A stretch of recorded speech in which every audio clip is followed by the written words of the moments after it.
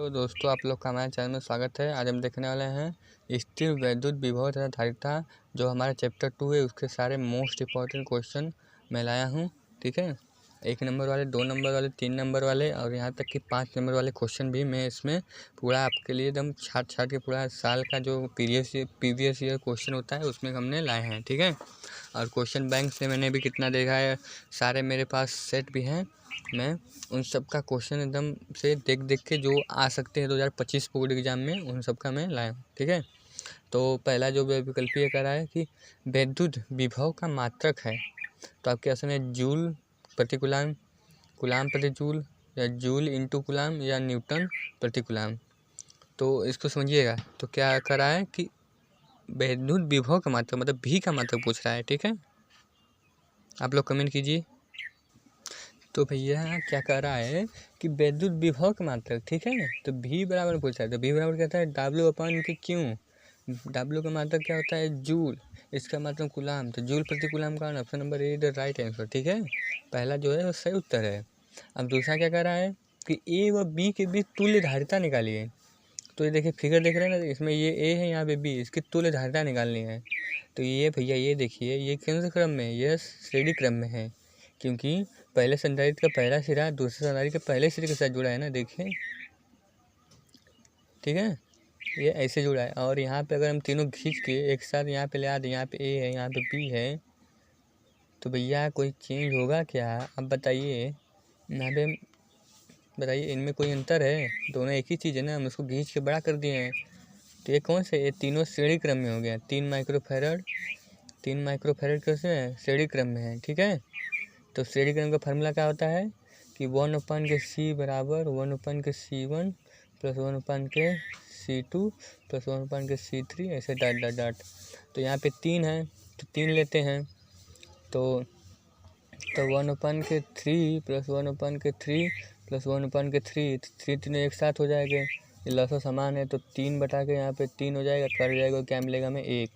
तो सी का मान क्या मिल गया, 1 मानेंगे। तुल्य धारिता कितनी, 1। तो वही लिखेंगे कि यहाँ पे कि इसको मांग लेते हैं C1, इसको ले लेते हैं C2, यहाँ पे लेते हैं C3। तो लिखेंगे C1 व C2 कामा C3 श्रेणी क्रम में लगे हैं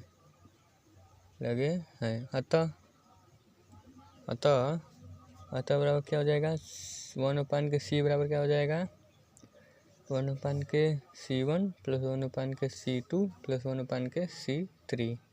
तो क्या मिल जाएगा भैया, 1/3 प्लस 1/3 प्लस 1/3। तो ये तो 3 लाशा समान है, तो क्या मिलेगा 1। तो सी के मान आ जाएगा 1, इसको पलट देंगे तब भी 1 ही रहेगा। तो भैया अब ये फिगर कैसे हो जाएगा समझिएगा। यहाँ पे क्या है, ए है, यहाँ पे बी है। ठीक है, और इन दोनों के बीच कितना आया, 1 माइक्रोफैरड आ गया है। ठीक है, 1 माइक्रोफैरड, एक यहाँ पे 3 माइक्रोफैरड है। भैया इन तीनों का कितना हो गया बच्चों, मतलब ये समझिए, तीनों कितना आ गया, ये तीनों का 1 हो गया ना, तो यहाँ 1 लिख दिए हैं। अब ये दोनों कौन क्रम है, पहले प्रतिरोध का पहला सिरा दूसरे प्रतिरोध के पहले दूसरे सिरे के साथ। तो ये कौन सा हो गया, ये समांतर क्रम हो गया। तो समांतर क्रम में क्या होता है, सी डैश बराबर क्या हो जाएगा, C1 प्लस C2। तो इसको मांग लेते हैं सी डैश, यहाँ मांग लेते हैं C4। तो यहाँ पे C4 हो जाएगा, C डैश, तो 3 + 1 क्या हो जाएगा, 4। तो इसकी तुल्य धारिता कितनी आ जाएगी, यानी C डबल डैश का मान कितना है, 4 माइक्रोफैरड। ठीक है, ये देखिए यहाँ पे 4 आया ना, 4 माइक्रोफैरड, यही उत्तर आएगा। ठीक है, अगला क्वेश्चन देख लेते हैं। अगला क्या कह रहा है कि 100 माइक्रोफैरड धारिता वाले एक संधारित्र को 10 वोल्ट तक आवेशित किया जाता है, इसकी संचित ऊर्जा पूछ रहा है। ये भी क्वेश्चन बहुत इंपॉर्टेंट है, हर साल पूछा जाता है, तो देख लेते हैं हम। तो जानते हैं कि हम देखेंगे U बराबर, जो संचित ऊर्जा है उसको U दिखाते हैं, U बराबर 1/2 CV²। C का मान दिया है, V का मान दिया है। ठीक है, तो रख देंगे 1/2। C का मान कितना दिया है हमें, 100 गुणे फैरड का हमने बताया था भैया, माइक्रो का हमने बताया था भैया 10⁻⁶ गुणे भी का मान हमें कितना दिया 10, 10 गुणे 10, क्योंकि 10 2 बार है, मतलब जो भी है वो 2 बार है। अब तो भैया वही कर दीजिए, ये 2 से ये 5 हो जाएगा, ये 1000 हो जाएगा, ठीक है। तो भैया क्या हो जाएगा कि u बराबर 5 गुणे 1000 गुणे 10 घाते माइनस के 6, यहाँ पे 3 है, यहाँ पे 6 है, तो क्या मिल जाएगा 5 गुणे 10 घाते माइनस के 6 प्लस का 3, तो 6 में से 3 गया तो क्या मिलेगा 5 गुणे 10 घाते के माइनस के 3, ये u का मान जूल में आ गया, ठीक है। तो यही भैया हमारा क्या है उत्तर है, ठीक है, यही उत्तर है u का मान, ठीक है। अगला क्वेश्चन क्या कह रहा है कि एक संधारित्र का विभवांतर 100 वोल्ट से 200 वोल्ट कर दिया जाता है, तो उसकी संचित ऊर्जा U का मान इसमें पूछ रहा है, संचित ऊर्जा, ठीक है, डेल्टा U का मान हमें पूछ रहा है, ठीक है भैया। तो यही फार्मूला लगाएंगे हम, लेकिन इसमें हम इस बार यहाँ पे V1 V2 को मान दिया है, तो V1 मान लेते हैं कितना दिया है और V2 मान लेते हैं कितना दिया है, ठीक है।